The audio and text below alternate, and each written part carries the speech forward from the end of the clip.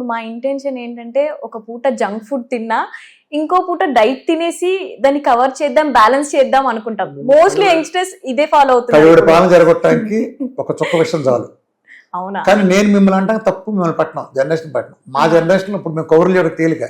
మా జనరేషన్ కోసం తెలిసి సొల్లుగాళ్ళు చెప్తూ ఉంటారు మా వాళ్ళే, మా ఫ్రెండ్స్ వాళ్ళలో. ఏంట్రా మేమేంట్రా ఇంట్లో పెట్టి తిన్నాం, గతిరేది కూడా తిన్నావు, నీకున్నాయి ఏం రెస్టారెంట్లో ఆ రోజున?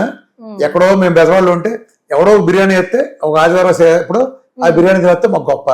రెస్టారెంట్లు తింటా ఎక్కడ ఉన్నాయి మా తినడానికి? బయటికి వెళ్తే ఆ పప్పు ఉండ, సున్నుండ, బెల్లం జిలేబి, బెల్లం మిఠాయి, మా అయితే గోళీ సోడా, కూలింగ్ కూడా ఉండేది కదా, గోల్డ్ స్పాట్ కుంట్లో పెట్టింది, ఫ్రిడ్జ్లు కూడా లేవు కాబట్టి ఇళ్లలో బాగా మాకు పుట్లాగా సోమరపోతులు కదా. ఇప్పుడు మన జనరేషన్, మా జనరేషన్ తల్లిదండ్రులాగా సోమరపోతులు కాదు ఆ రోజుల్లో. మా తల్లిదండ్రులు వాళ్ళు పిల్లలు తినాలని క్యాన్లు పప్పులోంటి పెడేసేవాళ్ళు.